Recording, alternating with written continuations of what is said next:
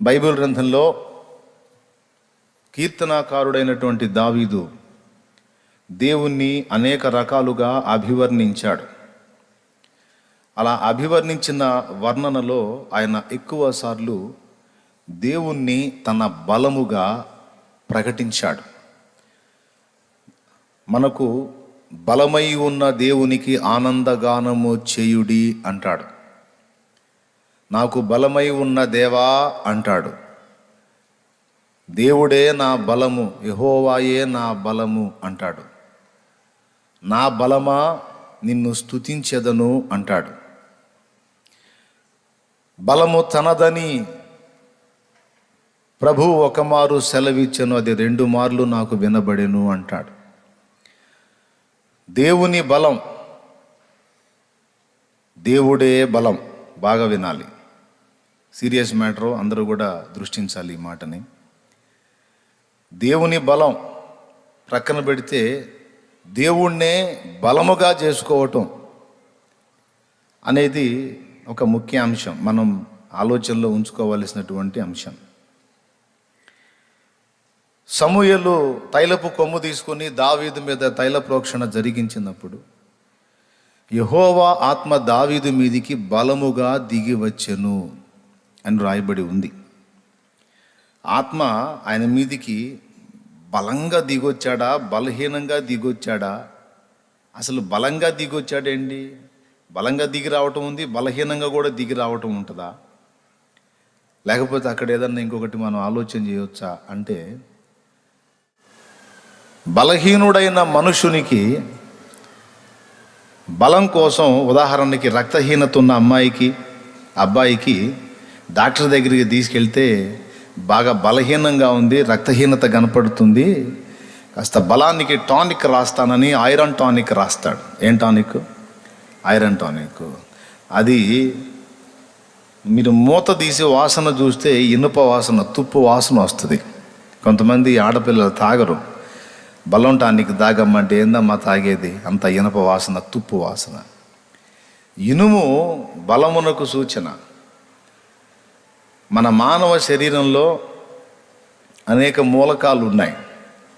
ఆ మూలకాలలో ఒకటి ఐరన్ కూడా. ఐరన్ మనకి మట్టిలో లభిస్తుంది. మానవ దేహం కూడా మట్టిలో నుండే చేయబడింది కనుక మట్టిలో ఉండేటువంటి భాస్వరం, కాల్షియం, ఐరన్ ఇలాంటివన్నీ కూడా మానవ శరీరంలో కూడా ఉంటాయి. అయితే మట్టిలో ఉన్నప్పుడు వాటి రూపు వేరు, మానవ దేహంలోకి వచ్చినప్పుడు వాటి రూపు వేరు. అవే మూలకాలు కానీ రూపు మార్చుకుంటాయి. బాగా వినాలి. అయితే బలహీనంగా ఉన్న అమ్మాయి కానీ అబ్బాయి కానీ డాక్టర్ దగ్గరికి వెళ్తే ఐరన్ టానిక్ ఇస్తాడు. ఆ టానిక్ తీసుకుంటే బలం వస్తుంది అని చెబుతారు. ఇప్పుడు శరీరరీత్యా మనకు బలం కావాలంటే ఐరన్ టానిక్ తాగాలి, అప్పుడు బలం వస్తుంది. మరి స్పిరిచువల్గా, ఆత్మ సంబంధంగా మనం బలవంతులమై ఉండాలంటే మరి ఏం చేయాలి? దేవుని పరిశుద్ధాత్మ అభిషేకము మనం పొందుకోవాలి. ప్రార్థనా జీవితాన్ని కలిగి ఉండాలి. వాక్యము మనకు ఆత్మీయ ఆహారం కనుక అది తినుట ద్వారా కూడా మనకు బలం వస్తుంది. ఇవన్నీ మనం విన్న పాఠాలే, నేర్చుకున్న పాఠాలే, ఎన్నిసార్లు చెప్పుకున్నాం. అవి పక్కన పెడదాం. ఇక్కడ యెహోవా ఆత్మ ఒక బలహీనుడైనటువంటి పిల్లవాని మీదికి లేక బాలుని మీదికి బలముగా దిగొచ్చిందట. అంటే ఫోర్స్గా వచ్చింది అని అర్థం చేసుకోవచ్చు. లేకపోతే ఆ బలహీనుల్లో దేవుడి ఆత్మ ఒక బలముగా, అంటే ఏ పనినైనా సాధించడానికి కావలసిన బలముగా దావీదు మీదికి వచ్చింది అని కూడా చెప్పుకోవచ్చు. దావీదు ఆ తరువాత ఎన్నో శూరకార్యాలు చేశాడు. తైలపు కొమ్ము సమూయేలు తీసుకొని దావీదు మీద తైలం పోసిన తరువాత ఎన్నో శూరకార్యాలు చేశాడు. గొర్రెపిల్లను పట్టుకొని పోతుందని సింహాన్ని నోరు చీల్చి గొర్రెపిల్లను బయటికి తీశాడు. సింహం, ఎలుగుబంటి 2 ఆకృతులు కలిసి ఉన్న ఒక వింత జంతువు ఒకటి వచ్చి గొర్రె పిల్లని తీసుకొని పోవడానికి ప్రయత్నించినప్పుడు దాని మీద కూడా ఎగబడి దాన్ని కూడా చంపాడు. వాస్తవానికి అవి క్రూర జంతువులు, సైజులో పెద్దవి, దావీదేమో బాలుడు. కానీ ఆ క్షణాన ఏం జరుగుతుందో తెలియదు. అతనికి ఎప్పుడైతే విపరీతమైన కోపం వస్తుందో వెంటనే అతనికి తెలియకుండానే విపరీతమైన బలం అతని మీదకి వచ్చేస్తుంది. ఆ సింహం వచ్చి తనకిష్టమైన గొర్రె పిల్లను పట్టుకొని పోతుంటే ప్రచండమైన కోపం వచ్చింది, దాన్ని చంపాలి అన్న కోపం వచ్చింది. వెంటనే తన చేతులు కాళ్ళు మొత్తం కూడా శక్తివంతం అయిపోయాయి. అంత పెద్ద సింహాన్ని కూడా చాలా తేలికగా దాని నోరు పట్టుకొని నోరు చీల్చి ఆ గొర్రెపిల్లను ఏ హాని జరగకుండా బయటికి తీశాడంటే అది చిన్న విషయమా? అసలు సింహాన్ని దగ్గరగా పోయి చూస్తామా మనం? సాధ్యమైద్దా? కానీ అలాంటి పని అతడు చేశాడు. ఇదే పని సంసోను కూడా చేశాడు. సంసోను మీదికి ఉరికి వచ్చినటువంటి సింహాన్ని ఎగిరొచ్చిన దాన్ని అలాగే 2 కాళ్ళు పట్టుకొని అలాగో చీల్చేశాడు. సింహాన్ని చీల్చి పడేసిన సంగతి తల్లిదండ్రులు ముందు పోతున్నారు, వాళ్ళకు కూడా తెలియదు. వాళ్ళు ముందు దాటిపోయారు, వెనక వస్తున్నాడు సంసోను. మధ్యలో వాళ్ళ తల్లిదండ్రులకి సంసోనుకి మధ్యలో సింహం అడ్డొచ్చింది, సంసోను మీదకి వచ్చింది. తల్లిదండ్రులు తప్పించుకున్నారు, వాళ్ళు ముందు పోయారు. సంసోను మీదికి రాగానే ఎగిరొచ్చింది దాన్ని అలాగ 2 కాళ్ళు పట్టుకొని అలా చీల్చి పడేశాడు. ఒక మేకపిల్లని చీల్చినట్టు. ఏంది అసలు ఆ బలం అంటే? సంసోను మీదికి కూడా యెహోవా ఆత్మ బలముగా దిగి వచ్చాడు. దేవుని పరిశుద్ధాత్మ ఒక్కొక్కరి మీదకి ఒక్కొక్క విధంగా దిగి రావటం మనం చూస్తాం. అభిషేకం ఒక్కొక్కరికి ఒక్కొక్క విధంగా ఉంటుంది. కొంతమందికి బుద్ధి జ్ఞానముల బలం ఇచ్చు ఆత్మగా ఉంటాడు ఆయన.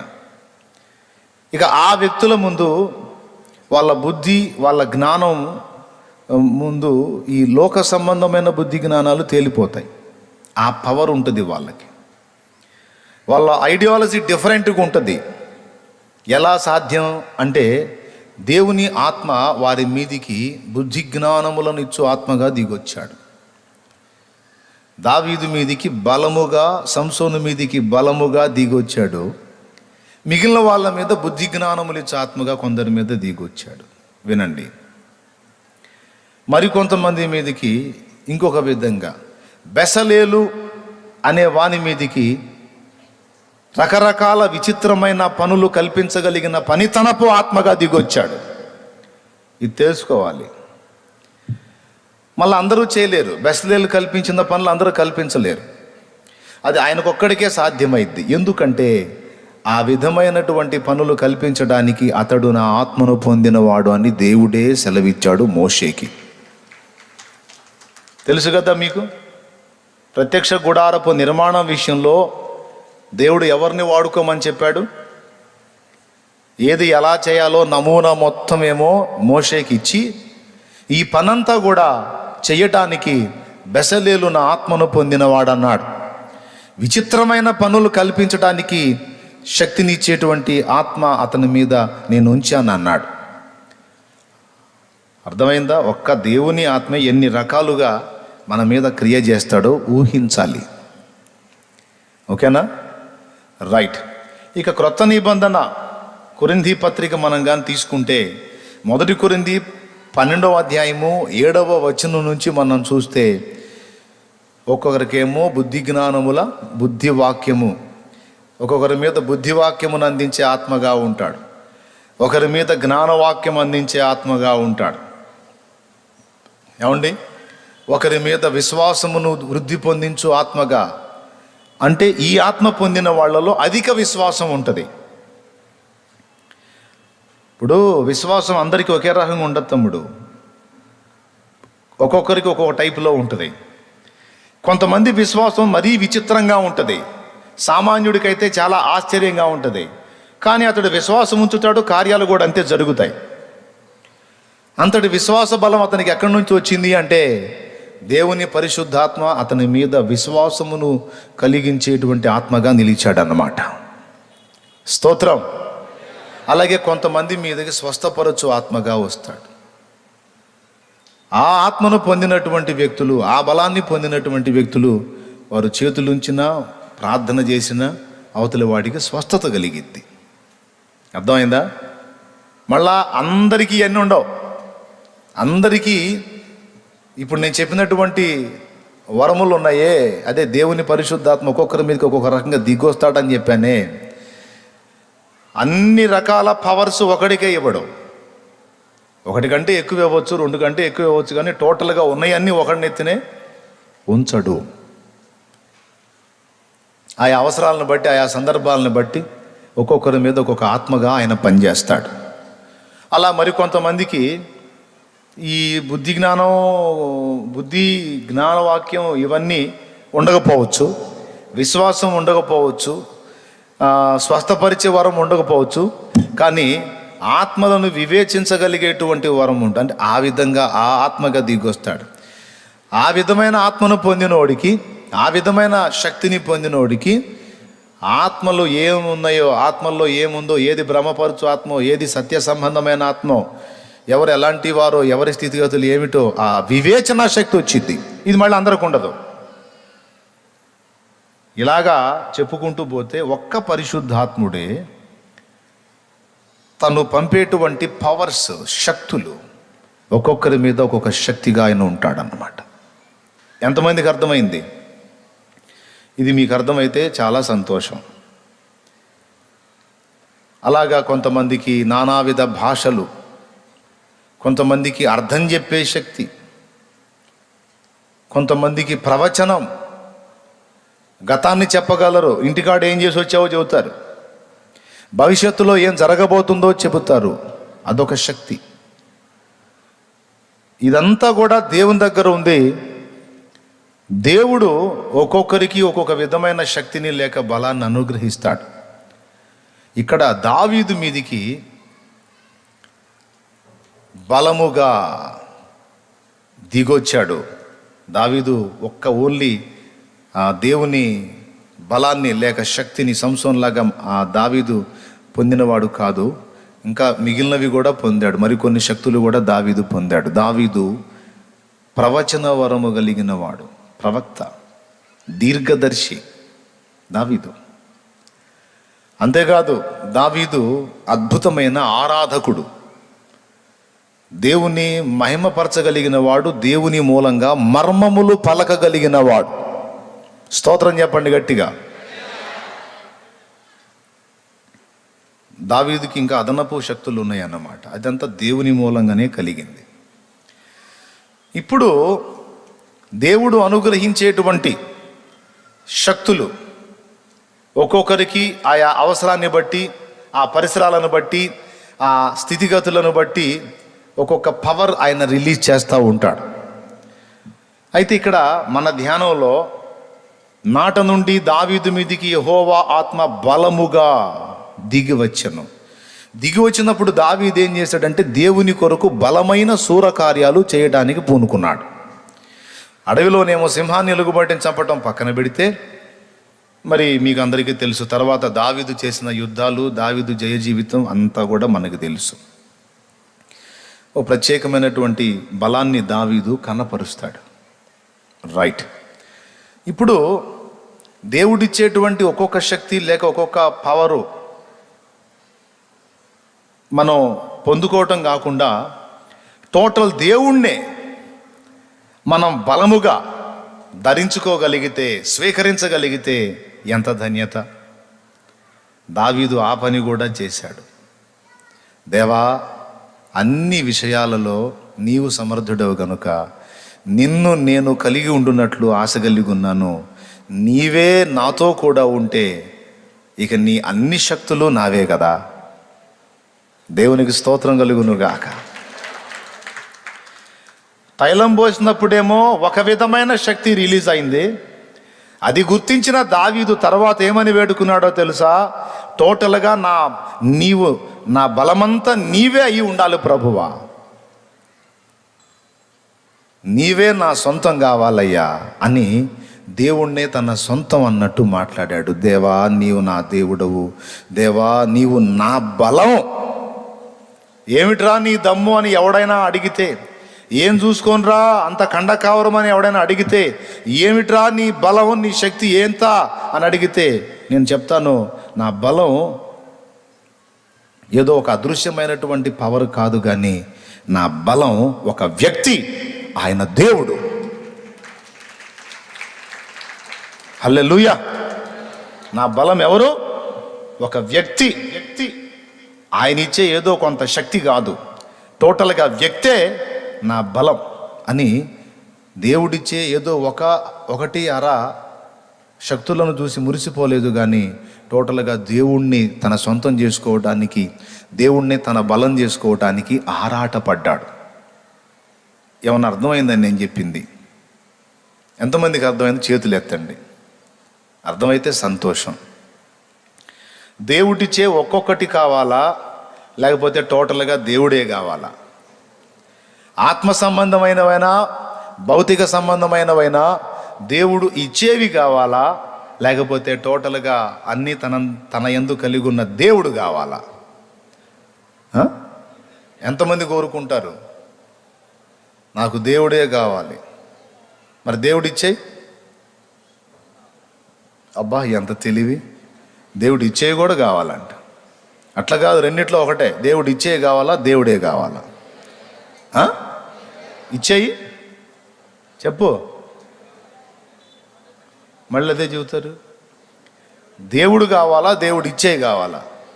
ఒకటే మాట చెప్పాలి. బాగుంది ఇంతవరకు. ఇంకా దేవుడు ఇచ్చేవి వద్దనేగా. మళ్ళీ ఇప్పుడు మీరు తెలివితేటలు చూపించొద్దు. దేవుడు కావాలి, దేవుడు ఇచ్చేవి కావాలని అడిగానా నేను? రెండు కావాలా అని అడిగానా? లేదు. దేవుడినన్నా కోరుకోండి, ఆయన ఇచ్చేయన్నా కోరుకోండి. రెండిట్లో ఒకటి చెప్పండి. అంతేనా? ఇచ్చేయవద్దుగా.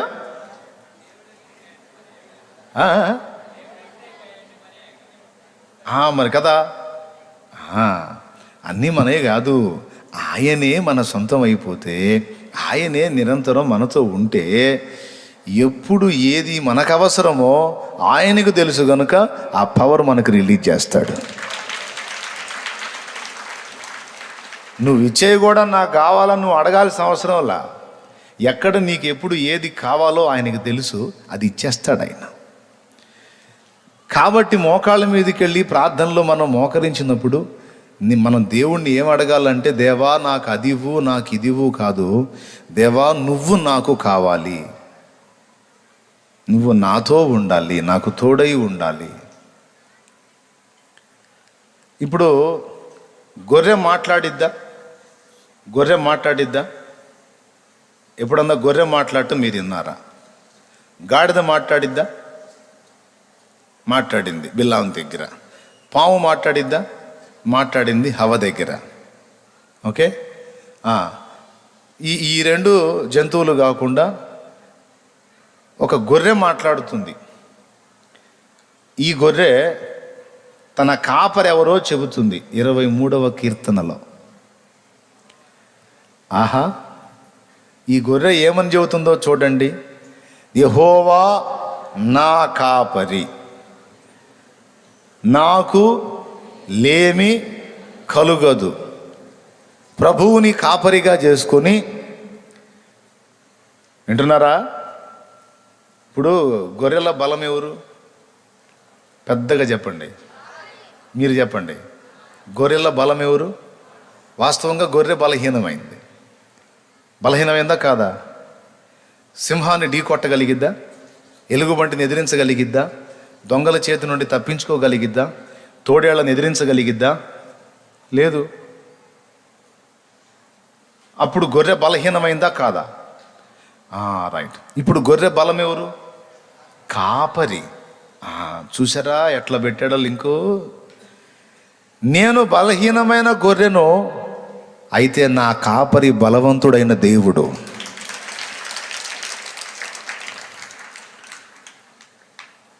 ఒరే బాబు, నేను ఒక మనిషిలాగా మీకు కనపడుతున్నా, ఒక బలహీనమైన మనిషిలాగా కనపడుతున్నా, నిజమే అది. కానీ నా బలం మీరు అనుకుంటున్నట్టు కండల్లో ఇంకొక దానిలో లేదు. దేవుడే నా బలం అని దేవుణ్ణి తనకు బలంగా చేసుకొని, ఆయనను గురించి ఈ గొర్రె ఏం మాట్లాడుతుందో చూడండి. యెహోవా నా కాపరి. ఫస్ట్ నాకు లేమి కలుగదు. అంటే నా బలమై ఉన్న దేవుడు నాకు తోడై ఉంటే లేమి అనేది నా దగ్గరకు రానివ్వడు. ఒకవేళ అనుమతిస్తే నాకు పాఠం నేర్పటానికి తప్ప, శ్రమల అనుభవం నాకు చూపటానికి తప్ప, ఆయన నాకు తోడై ఉన్నంత వరకు లేమిని, దరిద్రతను నాకు రానివ్వడు. ఎందుకంటే నేను గొర్రెల కాపరిని. నా గొర్రెలు డొక్కలు లాక్కుపోయి బలహీనంగా ఉంటే నేనే ఒప్పుకోను. అవసరమైతే నా చేతనున్నటువంటి కట్టెతో చిగురు ఆకుల్ని కోసి వాటికి మేపుకుంటాను. మంచి మంచి కొమ్మలు నరికి వాటికి మేపుకుంటాను. మరి నేనెంత కేర్గా ఉంటానో నా గొర్రెల విషయంలో, మరి నేను దేవుడు మేపే గొర్రెను గనుక నా విషయంలో ఆయన అంతకంటే కేర్గా ఉంటాడు. ఉంటాడా ఉండడా? మరి ఖచ్చితంగా ఉంటాడు. యెహోవా మా కాపరి, యేసయ్య మా ఊపిరి. యెహోవా మా కాపరి, యేసయ్య మా ఊపిరి. మాకు లేనిదే లేదు, లేమి కలుగదు. యెహోవా మా కాపరి, యేసయ్య మా ఊపిరి. మాకు లేనిదే లేదు, లేమి కలుగదు. యెహోవా కాపరి. నాకు లేమి కలగదు, దాహం ఉండదు, పచ్చిక గల చోట్ల నన్ను పరుండ చేస్తాడు, శాంతికరమైన జలముల యొద్ద నన్ను నడిపిస్తాడు. మీకు తెలుసా, గలగల పారే నీళ్లు గొర్రె తాగదు. ఎప్పుడన్నా ట్రై చేశారా, చూసారా? గొర్రెల కాపర్లు ఎవరు ఉన్నారు ఇక్కడ? బాగా ఎత్తిపోతలు పడుతున్నప్పుడు శబ్దాలు జరిగే దగ్గర గొర్రె తల్లోంచి తాగదు. గొర్రె నీళ్లు తాగాలంటే పీస్ఫుల్గా ఉండాలి, ప్రశాంతంగా ఉండాలి, నీరు ప్రశాంతంగా ప్రవహించాలి, అప్పుడు తల్లోంచి తాగిద్ది. అది గలగలగల శబ్దాలు చేసుకుంటూ నీళ్ళు వెళ్ళే దగ్గర గొర్రె తాగదు.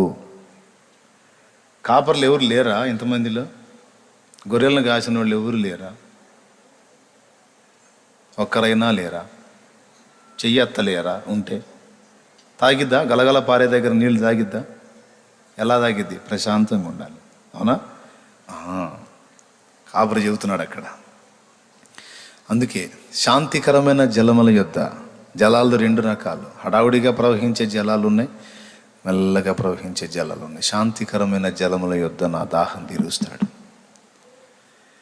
అంతేనా? ఇంక అక్కడి నుంచి వరుసగా చెబుతాడు ఆయన. తన నామమును బట్టి నీతి మార్గములో ఆయన నన్ను నడిపించుచున్నాడు. ఎట్లా పడితే అట్లా కాకుండా ఆయన ముందు నడుస్తూ నన్ను పిలుస్తున్నాడు. ఇదిగో నీవు నడవవలసిన త్రోవ ఇదే, నేను నీకు ముందుగా పోవచ్చు, మెట్టగానున్న త్రోవలను సరళం చేస్తాను అని ఆయన మాట్లాడుతున్నాడు. నన్ను అనుసరించు బిడ్డ. తర్వాత గాఢాంధకారపు లోయలలో నేను సంచరించినను. మరి అంధకారపు లోయలలో సంచరిస్తే అపాయం కలగదా? ఏం భయం లేదా అంటే నాకు లేదు. ఎందుకు అంటే ఆయన ఉన్నాడు కదా, నా కాపరి ఉన్నాడు కదా. కాబట్టి అందరూ భయపడే వాటికి నేను భయపడను అంటే చెప్తున్నాడు. నా జీవితంలో కూడా గాఢాంధకారపు లోయలు ఉన్నాయి. అందరు మనుషులు ఎలాగైతే బాధలు పడతారో, ఇబ్బందులు పడతారో, ఎత్తుపల్లాల అనుభవాలు అందరికీ ఉన్నట్లే, అంధకారపు లోయలలో ప్రయాణం చేసిన అనుభవాలు అందరికీ ఉన్నట్టే నా జీవితంలో కూడా ఉన్నాయి. కానీ నేనైతే భయపడను. ఎందుకంటే ఆయన దుడ్డు కర్రయు ఆయన దండమును నాకు తోడుగా ఉంచుతాడు. అవి నాకు తోడుగా ఉన్నందున అందరూ భయపడే భయంకర పరిస్థితుల్లో సైతం నాకైతే ఆదరణ ఉంది. దేన్ని బట్టి? ఆయన దుడ్డు కర్ర, దండము. మరి నా కాపరి సామాన్యుడు కాదు. నేను నిద్రపోయేవాడినైనా నా కాపరి కునకడు, నిద్రపోడో. గాఢాంధకారపు లోయలలో నేను సంచరించిన దేనికి భయపడను. గాఢాంధకారపు లోయలలో నేను సంచరించిన దేనికి భయపడను. నీ దుడ్డు కర్రయు నీ దండమును అనుదినం అనుక్షణం కాపాడునే.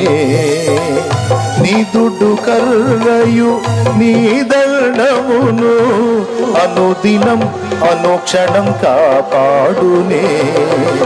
ఆనందమే చప్పట్లు కొట్టండి. ఆనందమే ఆశ్రయపురమైన యేసయ్యా నీలో. ఆనందమే పరమానందమే ఆశ్రయపురమైన యేసయ్యా నీలో. ఆపత్కాలములన్నిటిలో ఆదరించిన అక్షయుడా నీకే స్తోత్రము. ఆపత్కాలములన్నిటిలో ఆదరించిన అక్షయుడా నీకే స్తోత్రము. ఆనందమే పరమానందమే ఆశ్రయపురమైన యేసయ్యా నీలో.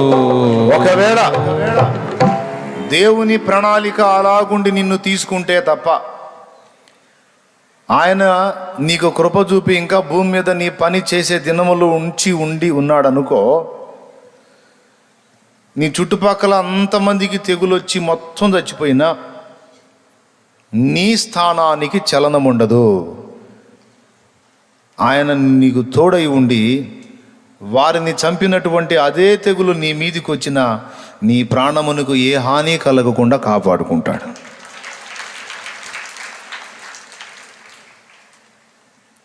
లోకంలో అన్యులు ఒకవేళ దాన్ని బారిన పడి ఎఫెక్ట్ అయితే అవ్వచ్చు.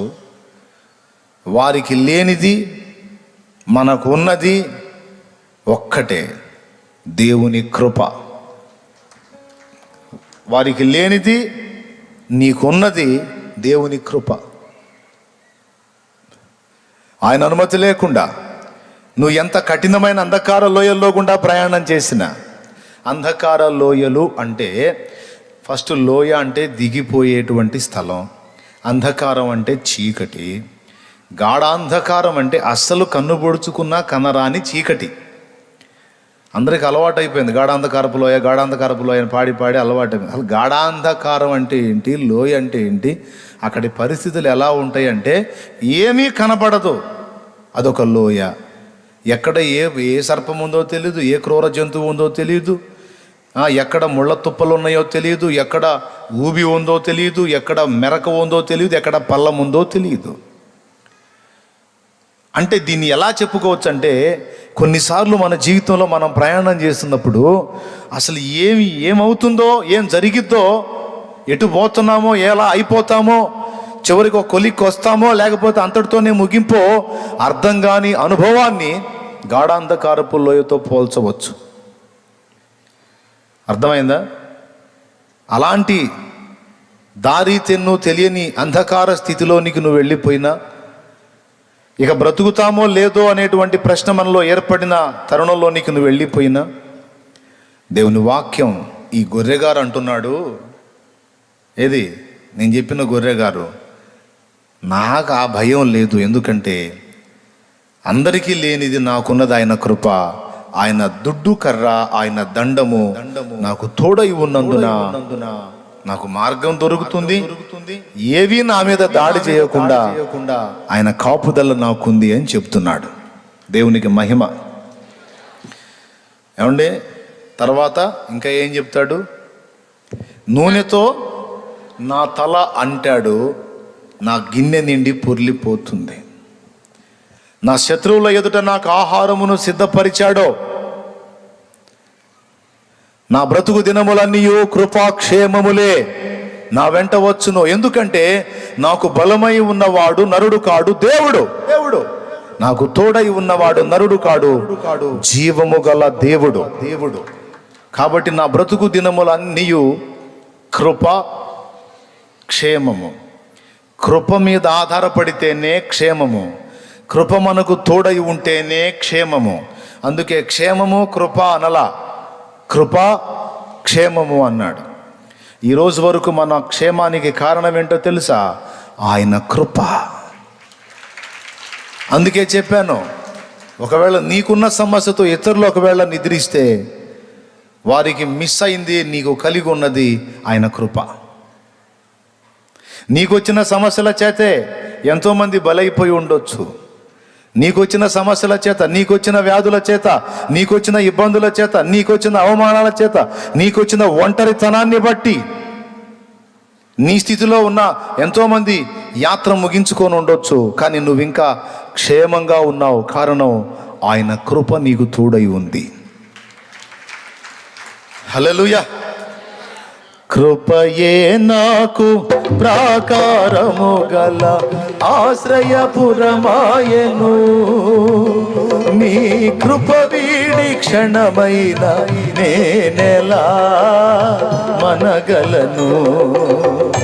కృపయే నాకు ప్రాకారము గల ఆశ్రయపురమాయను,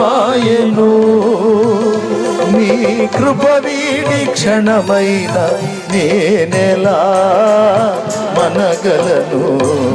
నా జీవితాన కురిసెనే నీ కృపామృతం, నా జిహ్వకు మధురాతి మధురం, నీ నామగానామృతం. నీ కృపలోనే అనుక్షణం తృప్తి పొందెదను, నీ కృపలోనే అనుక్షణం తృప్తి పొందెదను. నా జీవితాన కురిసెనే నీ హల్లెలూయా.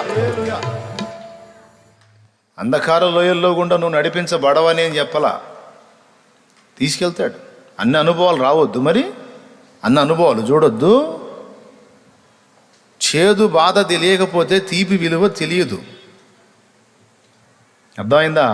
అందుకే ముందు చేదుని రుచి చూపించి తర్వాత తీపి విలువ అర్థమయ్యేటట్టు చేస్తాడు.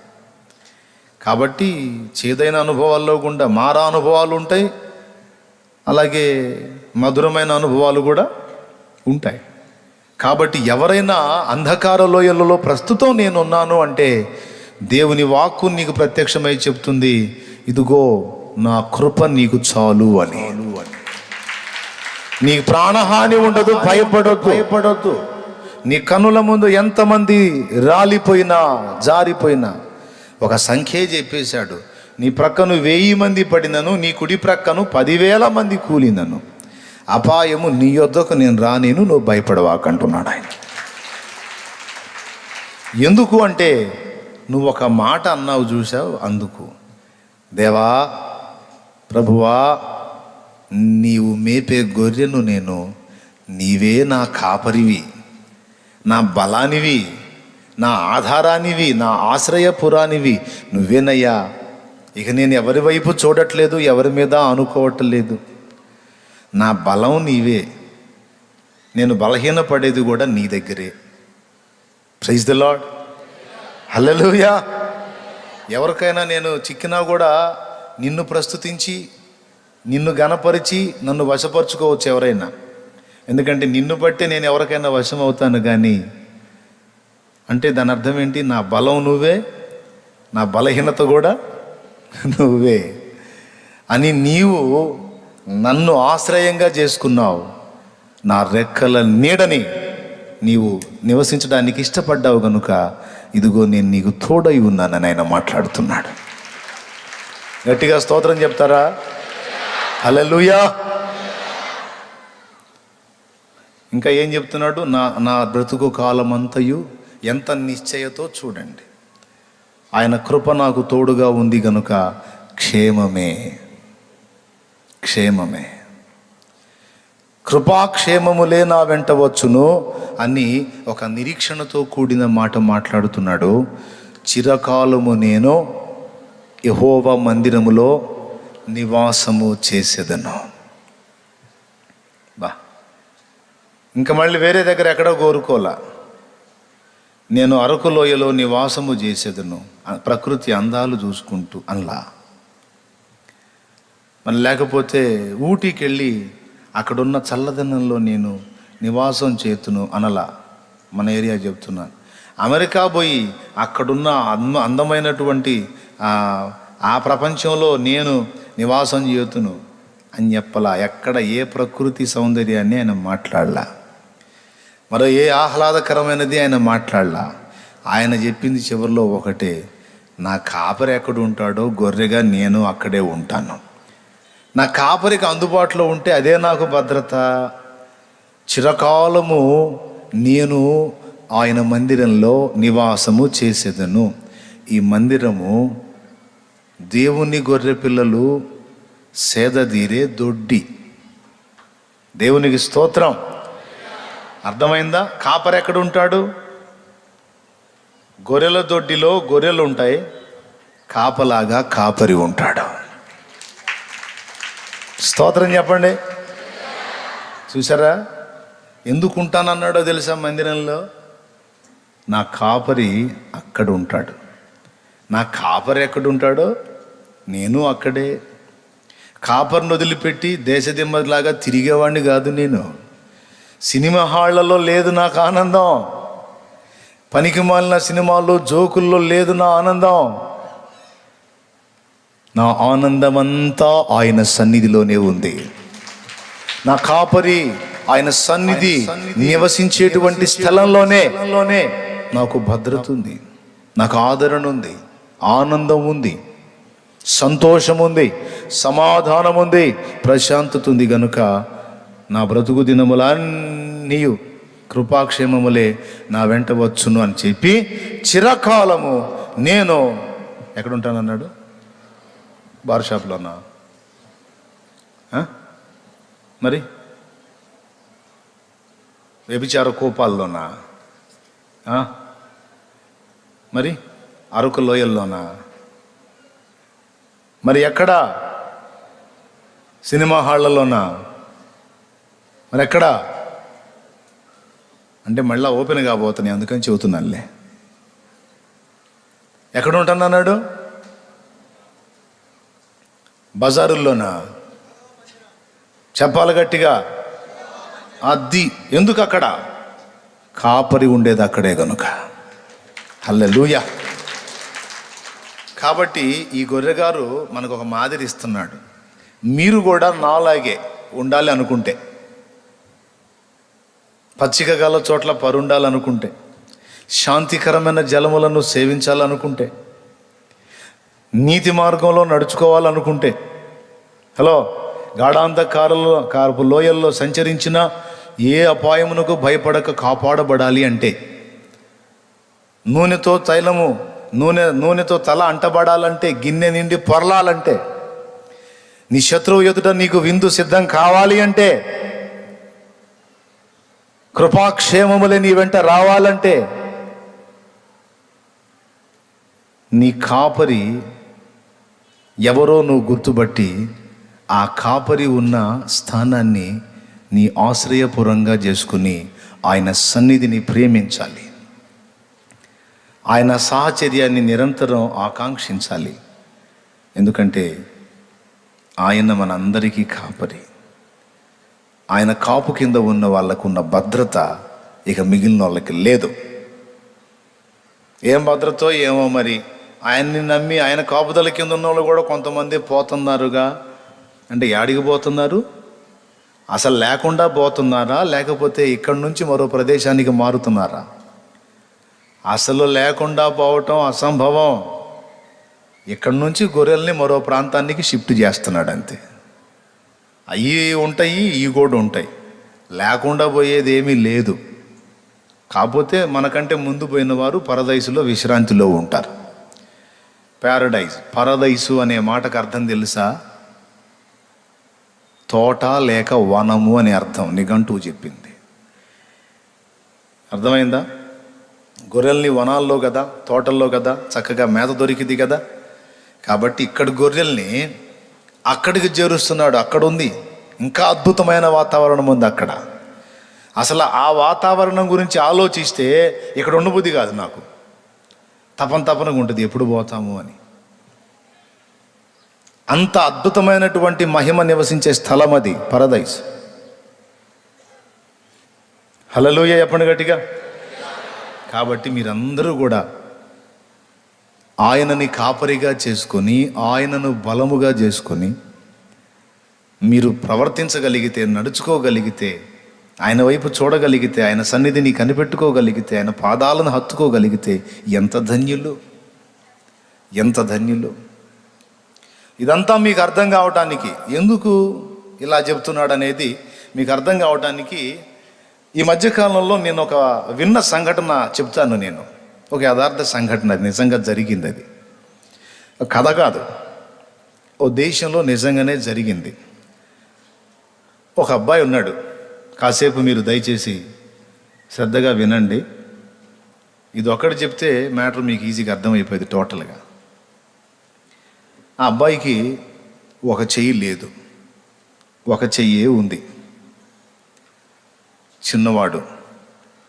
వాళ్ళున్న ప్రదేశంలో కుంగ్ఫు తెలుసా? కరాటే కుంగ్ఫు అంటారు కదా, కుంగ్ఫు అది చేస్తారన్నమాట.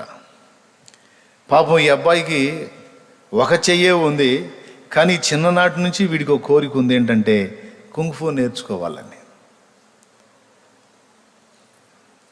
తల్లిని అడిగాడు, అమ్మ నన్ను కుంగ్ఫు నేర్పే దగ్గర చేర్చండి అంటే, చేర్చడానికి నాకేం అభ్యంతరం లేదర్రా, కాకపోతే నీకు ఒక చెయ్యి లేదు గనుక మరి ఒక చేత్తో కుంగ్ఫు అంటే కష్టమవుతుంది అని తల్లి ఓరడించింది.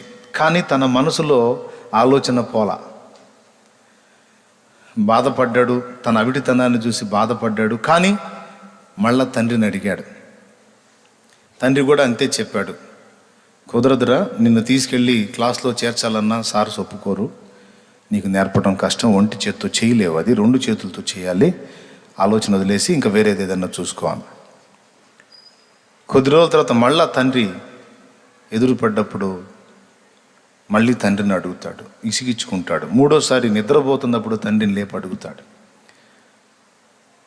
నా స్నేహితులు చాలామంది కుంగ్ఫు నేర్చుకుంటారు, నేను కూడా నేర్చుకుంటున్నానా అంటే అప్పుడు తిడతాడు, ఒరే నువ్వు కుంటి చేతోడివి. ఎవరివి? కుంటి చేతోడివి, నీకు ఒంటి చెయ్యే ఉంది. కుంగ్ఫు అంటే ఏందిరా? ప్రత్యర్థి కొట్టే దెబ్బని ఒక చేత్తో ఆపి మరో చేత్తో నువ్వు దెబ్బ కొట్టాలి. నువ్వు ఉన్న చేత్తో వాడు కొట్టే దెబ్బల్ని ఆపుకొనే సరిపోయింది.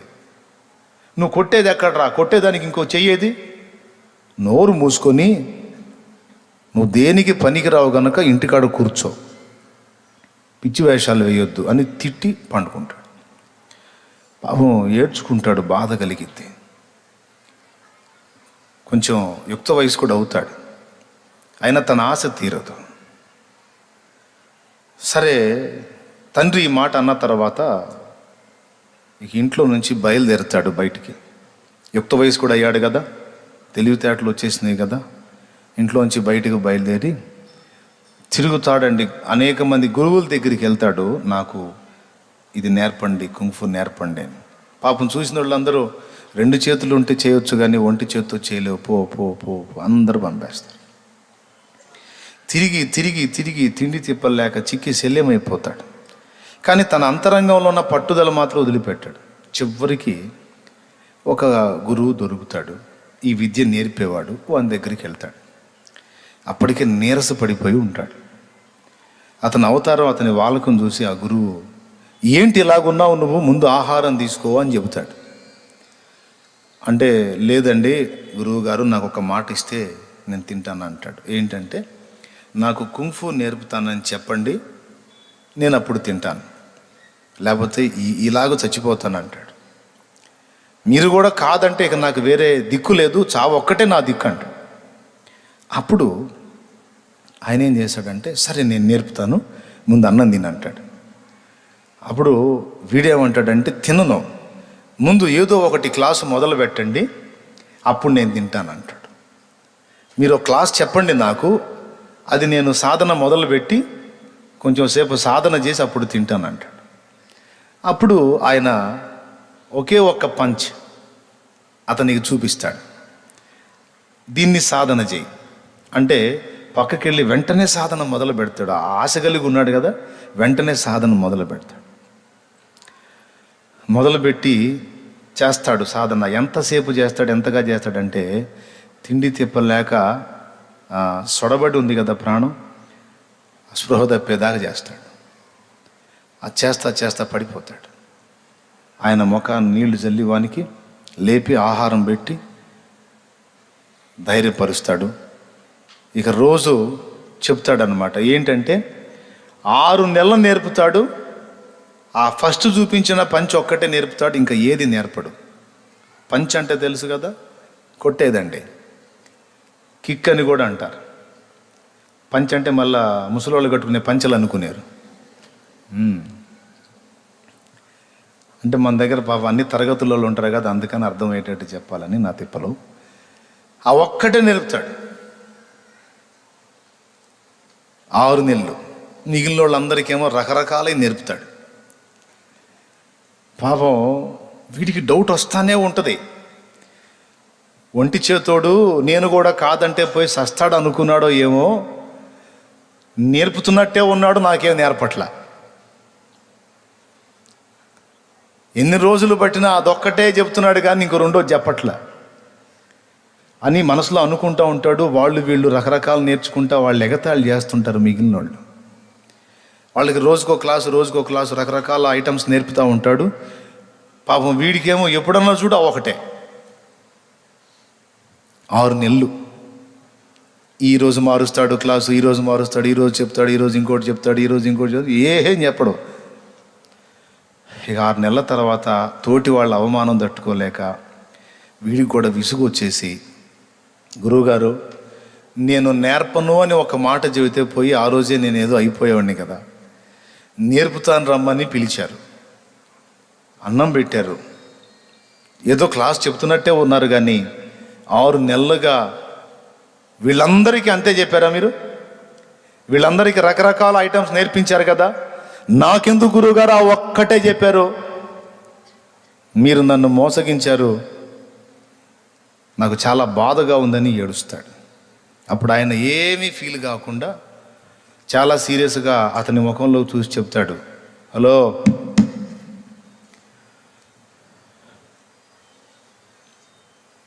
నువ్వు క్లాసు మార్చమన్నావు కదా, ఇంకా వేరే ఐటెం చెప్పమన్నావు కదా, రేపే ఒక ఎగ్జామ్ ఉంది. ఆ ఎగ్జామ్లో నువ్వు క్వాలిఫై అయితే ఆ తర్వాత నీ క్లాసు మొదలు పెడతా. ఓకే, ఇప్పటిదాకా నువ్వు నేర్చుకున్నది ఏదైతే ఉందో ఆ దాన్ని ఆధారం చేసుకొని రేపు నువ్వు ఆ పోటీలో గెలవాలి.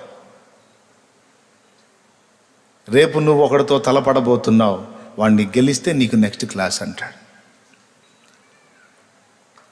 పాపం వీడికేమో రావు, వాడేమో నైపుణ్యాలు కలిగి ఉంటారు. ఇక మిగిలిన 2 చేతులు ఉన్నవాళ్ళు సరే ఆ పోటీ కాడికి వెళ్తాడు. ఫస్ట్ 2 తలపడతారు, ఒకడు ఇంకొకడిని కొడతాడు, వాడిని ఎత్తుకొని వెళ్ళిపోతారు. పడిపోతాడు వాడు, వాడిని ఎత్తుకొని వెళ్ళిపోతారు. వీడు వాడి పనితనం చూపిస్తూ ఉంటాడు, ఇంకా నెక్స్ట్ అని. వాడి మీదకి ఇంకొకడిని వదులుతారు, ఆ వచ్చినోడు వీడిని కొట్టేస్తాడు.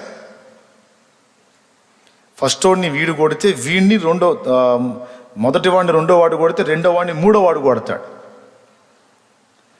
ఆ 3వ వాడి మీద 4వ వాడిని ఒకడిని వదులుతారు, ఆ 3వ వాడిని ఆ 4వ వాడు కొట్టేస్తాడు. అంటే మొదటోడిని కొట్టినోడు కంటే 2వ వాడు గొప్ప అయితే, వాడిని మించినోడు 3వ వాడు అయితే, 3వ వాడిని కొట్టినోడు 4వ వాడు వాడికన్నా గొప్పోడైతే ఆ 4వ వాడి మీద ఇప్పుడు వీడు పోవాలా. ఒక్కసారి ఊహించండి. నువ్వు వాక్యం చెప్పకుండా మాకు ఈ కుంగ్ఫూలు కరాటేలు ఎందుకు మాకు అనకండి, పాయింట్ ఉంది అందుకని చెప్తున్నా. ఆ 4వ వాడి మీదకి ఇప్పుడు వెళ్ళాలా, గురువు చెప్తాడు వాడిని కొట్టాల నువ్వు అంటాడు. వాడేమో మహా షార్పు, మామూలుగా వాడి పనితనాలు మరి మా 3 దాటుకొని 4వ స్థానంలో ఉన్నాడంటే వాడు గొప్ప విషయం కదా. అంత సీనియర్ మీద నేనా ఈ గుండె ఇక్కడే జారిపోయింది.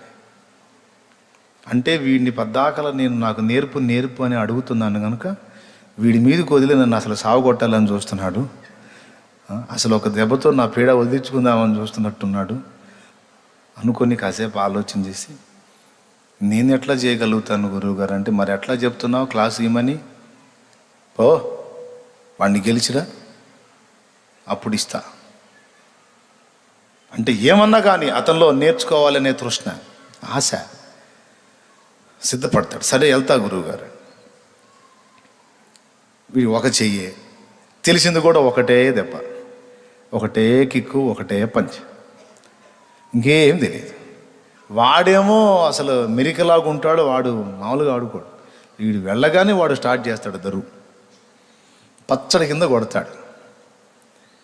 పాపం వీడేమో అడ్డం పెట్టుకొని సరిపోయింది. ఈ చెయ్యి ఒక చెయ్యి అడ్డం పెడితే ఎక్కడో డొక్కలోనో ఎవడో చోట తగులుతూ ఉంటుంది, మొత్తం ఒళ్ళంతా హోనం అయ్యేటట్టు కొడతాడు వాడు. అయితే తనలో ఉన్నటువంటి ఆ మొక్కవోని దీక్షను బట్టి ఆ దెబ్బలన్నీ తట్టుకుంటుంటాడు. చివరికి ఒక్కటే దెబ్బ వాడు ఇక్కడ కొడతాడు, కంటి దగ్గర కొడితే ఇక్కడ బ్లడ్ వస్తుంటుంది, ఇక్కడ నరాలు పగిలి రక్తం వస్తూ ఉంటుంది. కూలబడతాడు ఇడిపోయి. కూలబడేప్పుడు వీడికి భయం వచ్చింది. భయం వచ్చి ఇప్పుడు నాకు ప్రాక్టీస్ ఏమో క్లాసులేమో కానీ ఇప్పుడు నేను అప్రమత్తం అయి తప్పించుకోకపోతే, వీడిని ఏదో రకంగా ఎదుర్కోకపోతే వీడు ఇక్కడే నా సమాధి కట్టేటట్టున్నాడు అని ఇక వాడికి రెండోది ఏం రాదుగా. 6 నెలల నుంచి నేర్చుకుంది ఒకటేగా. ఇక వాడు ఉరుకుతా వీడి దగ్గరికి రాగానే 6 నెలల నుంచి నేర్చుకున్న పంచి కదా, ఒక్కటే పంచి పటామని ఇస్తాడు వాడికి. ఇక అంతే, మళ్ళా లేవడు.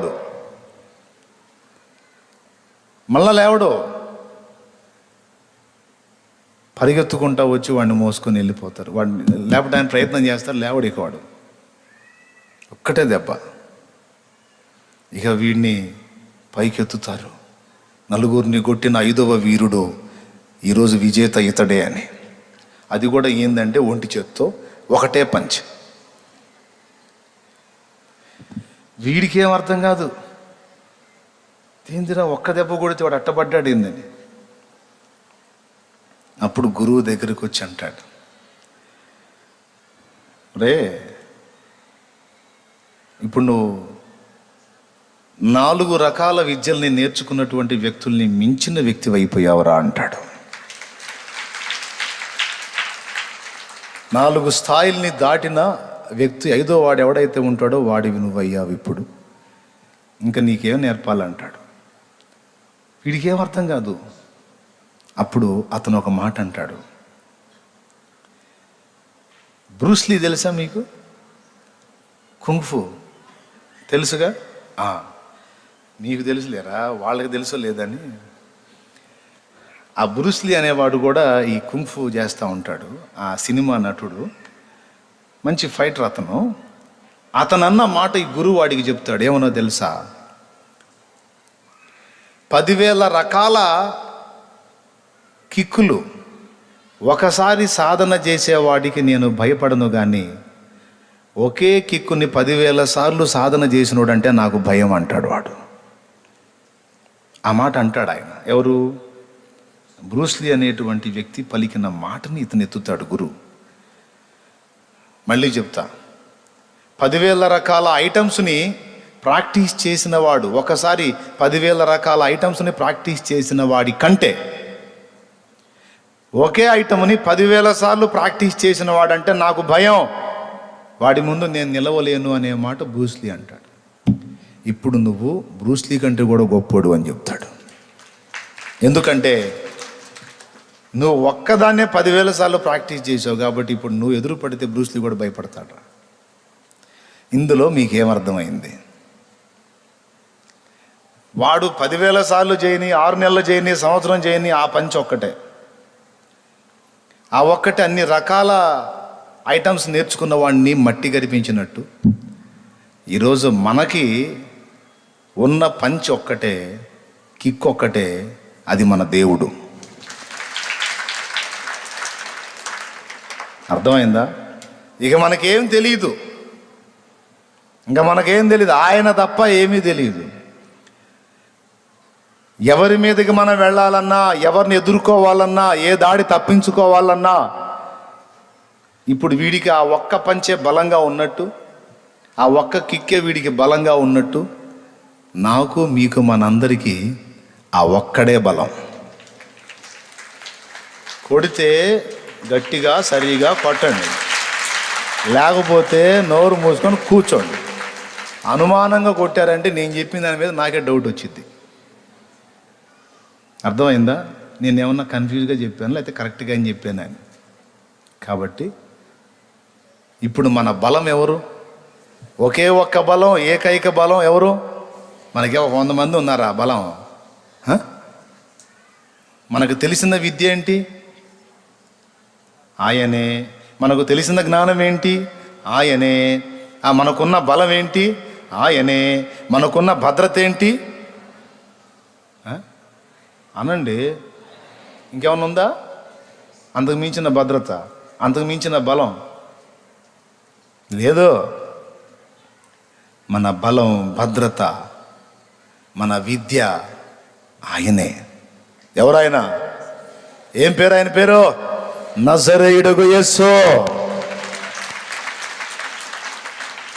హల్లెలూయా. నజరేయుడగు యేసు. నా మూలంగానే రాజులు జయముందెదరు అన్నాడు.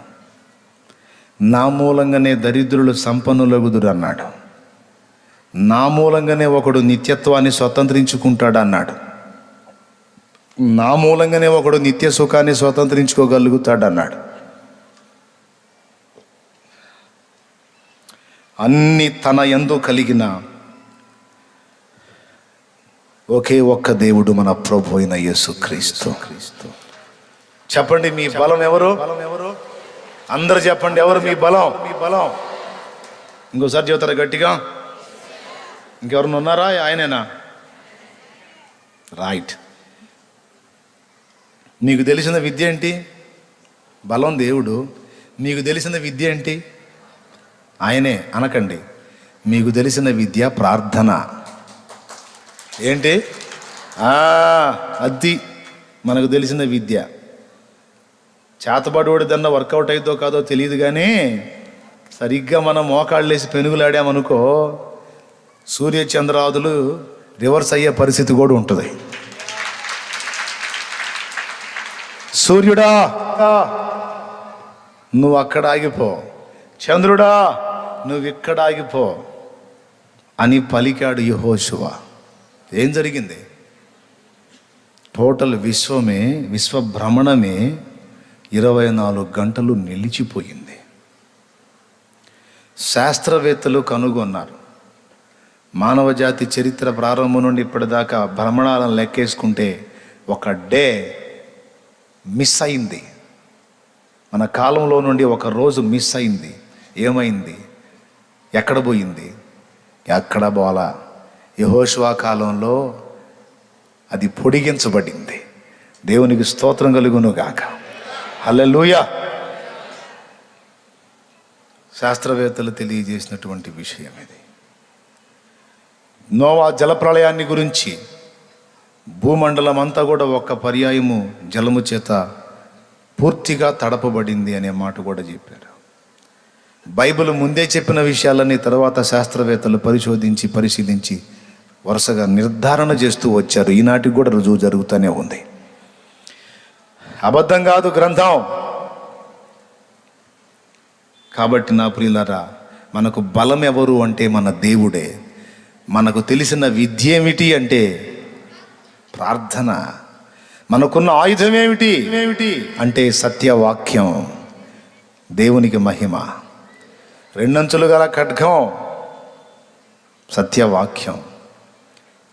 మనకు ఏదైనా కావచ్చు, ఏ పరిస్థితి అయినా కావచ్చు, ఏ మనుషుని దగ్గర సహాయం వచ్చినా రాకపోయినా మోకాళ్ళుని ఆయన్ని సంధించి ఎన్నో పొందగలిగాం, పొందుతున్నాం, పొందబోతూ ఉన్నాం. పొందలేదా? నేను ఆపత్కాలంలో ఆయనకు మొర్రపెట్టి ఏమీ పొందలేదు అన్నోళ్ళు ఎవరన్నా చేయెత్తుతారా? ఎన్నో పొందానన్న అన్నోళ్ళు చేయెత్తండి. విస్తారంగా పొందారు. కాబట్టి నా ప్రియ దేవుని బిడ్డలారా, మన బలం ఆయన, మన విద్య ప్రార్థన మన ఆయుధం, ఆయన వాక్యం. మన జ్ఞానం కూడా ఆయనే. ఎవరో? దేవుడే మన జ్ఞానం. లేకపోతే ఈ అంధకారం నిండిన లోకంలో ఆయన జ్ఞానం మనకి ఇవ్వకపోతే మనం బ్రతికేడవటం సాధ్యమయ్యే పని కాదు. పవిత్రతను కాపాడుకొని ఆయన నీతిలో నడవటం సాధ్యం కాదో ఆయనే ఇవ్వాలి ఆ జ్ఞానాన్ని కూడా. అందుకే చెప్తున్నాను, దేవుడే మన సొంతమైతే, దేవుడే మనతో కూడా ఉంటే, ఇప్పుడు మనం చెప్పుకున్నవన్నీ ఆయన ద్వారా మనకు లభించగలుగుతాయి కనుక, ఆయన ఎప్పుడు ఇవ్వాలో ఎక్కడ ఇవ్వాలో ఆయనకు తెలుసు కనుక నేను చెప్తున్నాను, ఆయనని మనతో కూడా కలిగి ఉంటున్నట్లు ఆయనతో కూడా మనం నడవటానికి మనల్ని మనం ఆయన చేతికి అప్పగించుట ఎంత మంచి పని, ఎంత ఉత్తమమైన పని. కాబట్టి మీకు అందరికీ చెప్తున్నా, మోకాళ్ళుని అడిగినప్పుడు నువ్వు దేవుడు ఇచ్చేది కాదు, దేవుణ్ణే అడుగు. ఏం ఆశించి ప్రార్థనకి వెళ్తావు అంటే దేవుణ్ణి ఆశించి వెళ్ళు. ఏం ఆశించి ఏకాంతంగా వెళ్తావు అంటే ఆయన సాంగత్యాన్ని, సాహచర్యాన్ని ఆశించి వెళ్ళు. ఆయన ఇచ్చే వాటిని లక్ష్య పెట్టొద్దు. నువ్వు ఇచ్చేయి కాదయ్యా, నువ్వు కావాలి, నీతో నడవాలి, నీతో నిలవాలి, నీతో గడపాలి, నీ పొందు కావాలి. ప్రైజ్ ద లార్డ్, హల్లెలూయా. అదే అడగాలి. ఏదో పాట ఉంది, నీ సన్నిధిలో నీ పొందు కోరి నీ స్నేహితుడానైతినే. అదే కదా. నీ పరిచర్యను తోదముట్టించుటే నా నియమమాయనే. నీ సన్నిధిలో నీ పొందు కోరి నీ స్నేహితుడానైతినే. ఆహా నా ధన్యత, ఓహో నా భాగ్యము, ఏమని వివరింతును, ఏమని వివరింతును.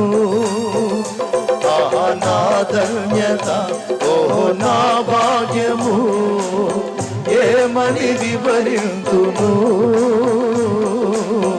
ఏమని వివరింతును.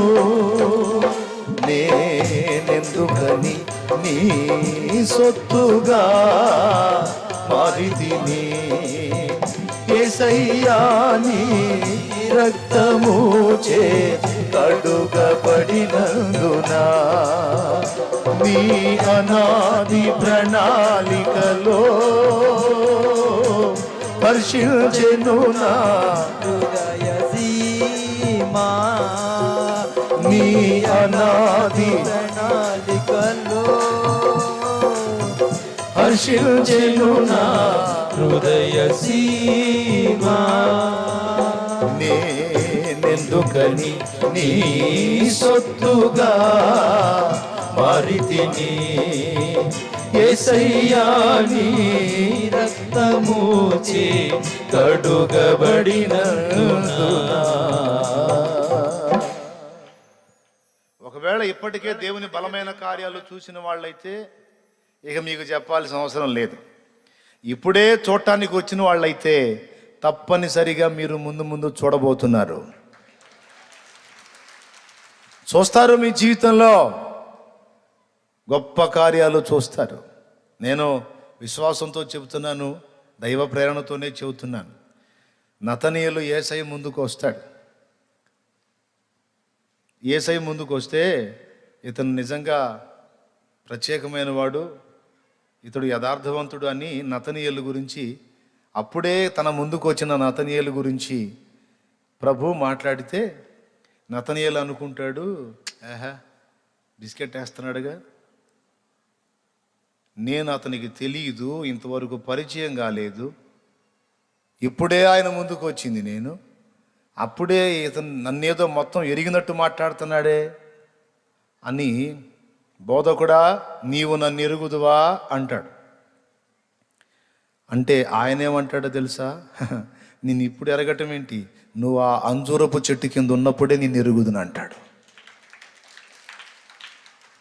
నిద్రపోతాడు. అంజూరపు చెట్టు దగ్గర ఈయన ఏం చేశాడో యేసయ్యకి ఆయనకే తెలుసు. ఇశ్రాయేలుకు రక్షణ కొరకు ప్రార్థన చేశాడో, మొర్ర పెట్టాడో, లేకపోతే ఏం సంభాషించాడో, ఏ చర్య జరిగించాడో నతనీయులకు ఒక్కడికే తెలిసిన రహస్యం, ఎవ్వరికీ తెలియదు అది. కానీ తను తన ఊరిలో, తన ప్రాంతంలో, తన పర్సనల్, తన రహస్యంలో తను ఏం చేసింది, ఇంతవరకు తనను ఎరగనటువంటి యేసయ్య ఆ మాట చెప్పటంతో వెంటనే ప్రభువా నీవు ఇశ్రాయేలుకు రాజువు అంటాడు. వెంటనే యేసయ్యను గనపరిచి మాట్లాడుతాడు. నతనీయులు, నిన్ను ఆ అంజూరపు చెట్టు కింద చూసినప్పుడు అక్కడే ఎరుగుదును అన్న మాటకి నువ్వు ఇలాగ అంటున్నావా? వీటికంటే గొప్ప కార్యాలు చూడబోతున్నావు అంటాడు. స్తోత్రం, హల్లెలూయా. అందుకే చెప్తున్నా, ఇప్పుడే ఒకవేళ యేసయ్య రెక్కల నీడలోకి వస్తే గొప్ప కార్యాలు నీకు చూపిస్తాడు ఆయన. చూడబోతున్నావు. నువ్వు ఏ నిరీక్షణతో, ఏ విశ్వాసంతో, ఏ ఆశతో, ఏ ఆసక్తితో వచ్చావో, నీ ఆశ, నీ నిరీక్షణ, నీ విశ్వాసం ఆయన సిగ్గుపరిచే దేవుడు కాదు. సిగ్గుపడదో నీ విశ్వాసం. నమ్మదగిన దేవుడు. ఒకవేళ ఆల్రెడీ ఇప్పటికే విశ్వాసంలోకి వచ్చి, రక్షణ మార్గంలోకి వచ్చి, దేవుని కార్యాలని ఎన్నో స్వతంత్రించుకొని ఇప్పటికీ కొంచెం అంధకారంలో ఉన్నటువంటి, అంధకారంలో ఇలా ప్రయాణం చేస్తున్న పరిస్థితుల్లో విశ్వాసం లేని వారు ఎవరైనా ఉంటే మీరు టెన్షన్ పడకండి. ఒక్కసారి మీరు టైం ట్రావెలింగ్ చేయండి. ఏంటిది? టైం ట్రావెలింగ్ అంటే కాలంలోనికి ప్రయాణం అంటారు. అనాది మనకెక్కడ సాధ్యమైద్ది అన్న, అది సృష్టికర్తకు సాధ్యమైద్ది. భూత భవిష్యత్ వర్తమాన కాలాల్లోకి టైం ట్రావెలింగ్ ఆయన చేయగలుగుతాడు, కానీ మనకెట్లా సాధ్యమైద్దన్నా అంటే మనకు అంతా సాధ్యం కాదు, కానీ కొంత సాధ్యమైద్ది. ఏమిటది అంటే, మనం భవిష్యత్తులోకి వెళ్ళి చూడలేము, కానీ గతంలోకి ప్రయాణించి చూసి రాగలం. స్తోత్రం. మనం ఉన్న చోటనే ఉండి మన మనస్సుని గతంలోకి మనం ప్రయాణం చేయించగలం. చిన్న ఎగ్జాంపుల్ చెప్తా. మీరు పుట్టి పెరిగిన ప్రదేశాలు ఇప్పుడు మీరు చిన్ననాడు చూసినట్టే ఉన్నాయా? ఒక్కసారి నాకు చెప్పండి. మీరు పుట్టి పెరిగిన ప్రదేశాలు మీ బాల్య దినాల్లో ఉన్నట్టే ఇప్పుడు ఉన్నాయా? అందరూ చెప్పాలి. లేవు. మళ్ళా వెళ్ళి నువ్వు అలాంటి పరిస్థితి చూడగలవా? చూడలేవు. మరి ఉన్నాయా లేవా? పెద్దగా చెప్పండి. ఉన్నాయా? నేనంటాను కాదు, ఉన్నాయి అని. ఉన్నాయా? మా ఊరికి వచ్చి చూడు, ఏమీ లేవు, అన్నీ మారిపోయినాయి అని మీరు అనొచ్చు. ప్రాకృతికంగా అవి మారిపోయి ఉండొచ్చు గాక, కానీ నీ మనసులో, నీ ఆలోచనల్లో అవన్నీ అలాగే నిక్షిప్తమై ఉన్నాయి. లేవా? ఒకసారి కళ్ళు మూస్తే మొత్తం అర్థమైంది నీకు. నేను చెప్పేది ఒట్టి మాట కాదు. నీ జ్ఞాపకాలలో అన్నీ భద్రంగా ఉన్నాయి. ఏ మార్ల అక్కడ ఎక్కడే ఉన్నాయి.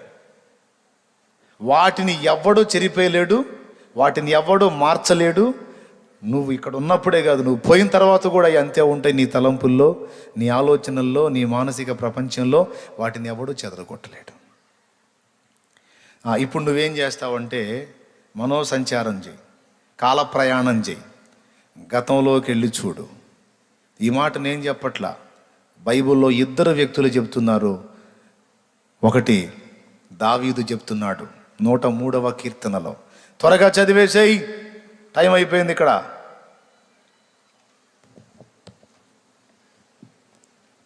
103వ కీర్తన. నా ప్రాణమా యెహోవాను సన్నుతించుము, నా అంతరంగంలో ఉన్న సమస్తమైన పరిశుద్ధ నామమును సన్నుతించుము. నా ప్రాణమా యెహోవాను సన్నుతించుము, ఆయన చేసిన ఉపకారంలో దేనిని మరువకుము. ఆయన నీ దోషములన్నిటిని క్షమించువాడు, నీ సంకటములన్నిటిని కుదుర్చువాడు. అక్కడాగు, దేనిని మరువకుము అన్నాడు. నీ జ్ఞాపకాల దొంతరల్లో అవి క్షేమంగానే ఉన్నాయి, అలానే ఉన్నాయి. మరచిపోకు ప్రాణమా. మనస్సు అనేది ప్రాణములో ఒక భాగం. అంటే ప్రాణానికి చెప్తున్నాడు, అంటే మనసుకు చెబుతున్నాడు. ఏమని? ఆయన చేసిన కార్యాల జ్ఞాపకాలు పోనీయొద్దు. అప్పుడప్పుడు కాస్త వెనక్కి వెళ్ళి వాటిని చూసుకొని మళ్ళా లైన్లోకి రా అంటున్నాడు ఆయన. ఎంతమందికి అర్థమైందో మరి మహారాజులు? అర్థమైందయ్యా మహారాజులారా, మహారాణులారా, అర్థమైందా? కాల ప్రయాణం చేయండి, ఏకాంతంగా కూర్చోండి, ఒక్కసారి వెనక్కి పోనీయండి మీ మనస్సుని. మీ బాల్యము, మీ ప్రారంభము, మీ రక్షణ లేని జీవితము, రక్షణ పొందిన తర్వాత జీవితం, ఎన్నిసార్లు ఎన్ని రకాలుగా ఆయన నిన్ను ఆదుకున్నాడో, నీ పక్షంగా ఎన్ని అద్భుతాలు చేశాడో, అవన్నీ కూడా ఒక్కసారి కొంచెం కాలంలోకి ప్రయాణం చేసి, వెనక్కి ప్రయాణం చేసి, ఒక్కటొక్కటిగా మళ్ళా చూసి వచ్చి ప్రస్తుతంలోకి రా. అప్పుడేం జరిగిద్ది?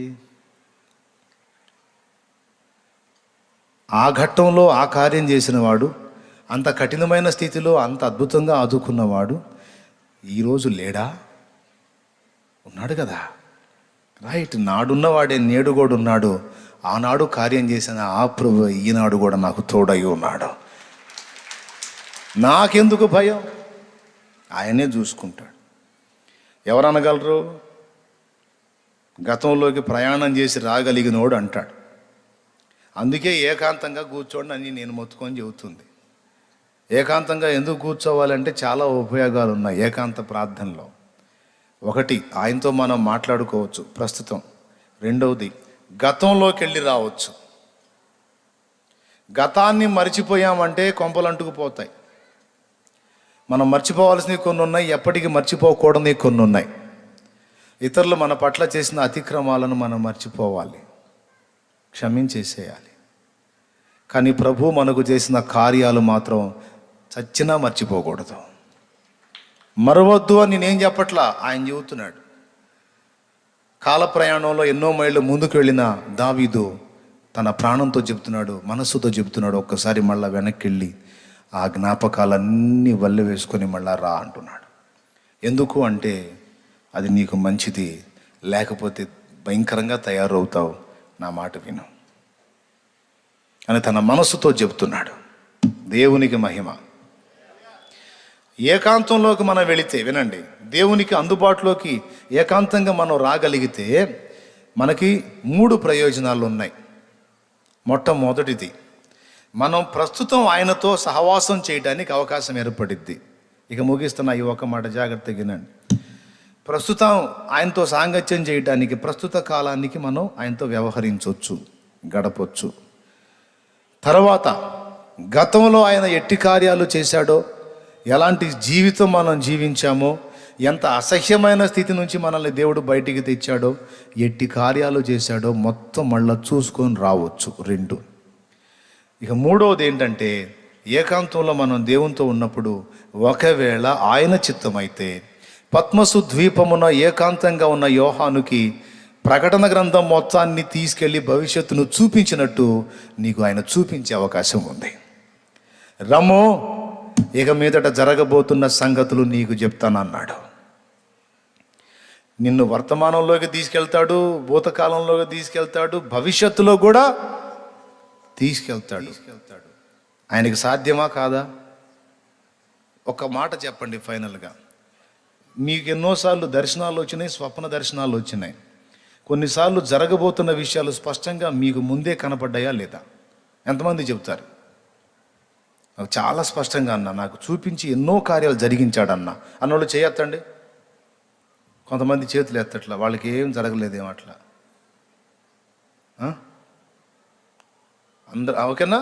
చూపించాడా? చూపించింది అక్షరాల జరిగిందా లేదా?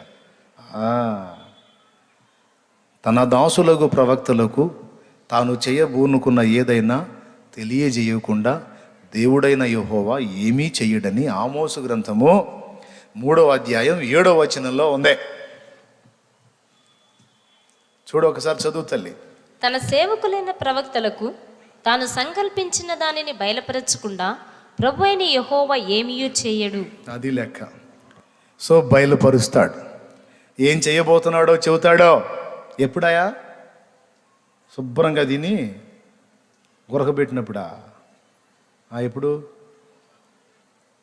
మనకు బలమై ఉన్న దేవుణ్ణి ఆశ్రయించి ఆయనతో మనం కూర్చున్నప్పుడు నిన్ను గతంలోకి తీసుకెళ్తాడు, ప్రస్తుతం వ్యవహరిస్తాడు. ఆయన చిత్తం అయితే భవిష్యత్తును కూడా కొన్ని నీకు చూపించి నిన్ను ప్రోత్సహిస్తాడు. దానియేలుకు చూపించాడా? యోహానుకు చూపించాడా? పౌలుకు చూపించాడా? ఓడ బ్రద్దలైద్ది కానీ ఓడలో ఉన్న మీకెవ్వరికి ఏమి కాదు, నా ప్రభువు నాకు చెప్పాడని చెప్పాడు. స్తోత్రం. చెప్పాడా లేదా? మరి చెబుతాడు. నీ పర్సనల్ లైఫ్కి సంబంధించి చెబుతాడు, నీ పరిచయస్తుల జీవితాలకు సంబంధించి చెబుతాడు, సంఘానికి సంబంధించి చెబుతాడు, ఇంకా ప్రకృతిలో ఏమేం చేయబోతున్నాడో చెబుతాడో. కాబట్టి ఆయనకు అందుబాటులో ఉండటానికి ఎప్పుడూ సన్నద్ధులై ఉండండి. ఆయన సన్నిధిని ప్రేమించండి. ఆయన గొర్రెలై ఆయన పాదాలను విడవకండి. ఓకే, కాపరి ఎక్కడ ఉంటాడు? మన కాపరే. గొర్రె ఎక్కడ ఉంటానంటుంది? ఆయన సన్నిధిలోనే. కాబట్టి మీరు అందరూ కూడా ఆ విధంగా దేవుణ్ణే బలం చేసుకొని, దేవుణ్ణే జ్ఞానం చేసుకుని, దేవుణ్ణే విద్య చేసుకొని, దేవుణ్ణే ఆధారం చేసుకుని, దేవునికి అందుబాటులోకి వెళ్ళి దేవుని ద్వారా బలమైన కార్యాలు స్వతంత్రించుకోవాలని మనసారా కోరుకుంటూ, ఒకవేళ ఇప్పుడే నూతనంగా వచ్చి దేవుని కార్యాల కోసం కాచుకున్న వాళ్ళు తప్పకుండా గొప్ప కార్యాలు చూడబోతున్నారని దేవుని మూలంగా పలుకుతూ, ఇప్పటికే దేవుణ్ణి వెంబడిస్తూ ఆత్మీయ లోతుల్లో ఎదుగుతున్న వాళ్ళు ఒక్కసారి గతంలోకి తొంగి చూడండి. ప్రభు ఎలాంటి కార్యాలు చేసుకుంటూ వచ్చాడో, ఇంత చేసిన దేవుడికి ముందు నిశ్చయంగా చేస్తాడు గనుక ధైర్యం తెచ్చుకోండి.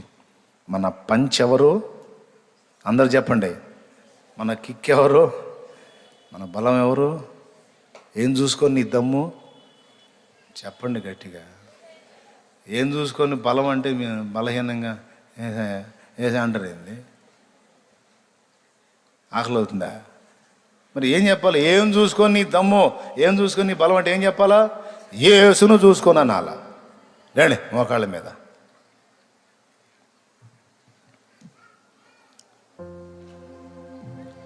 ఒకవాడు అడుగుతాడు, ఏం చూసుకొని రా వాడికి అంత దమ్ము అని. నేను చెబుతా, యేసును చూసుకొని రా అని. ఎవరిని చూసుకొని? నా యేసయ్యను చూసుకొని రా. నీకు తెలిసిన విద్య ఒక్కటే, యేసు. నీకున్న బలం ఒక్కటే, నజరేయుడగు యేసు. నీకున్న ఐశ్వర్యం ఒక్కటే, నజరేయుడగు యేసు. నీకున్న ఆయుధం ఒక్కటే, యేసు. వాక్యమై ఉన్న యేసు. అర్థమైన వాళ్ళు అందరూ చేతులు ఎత్తండి.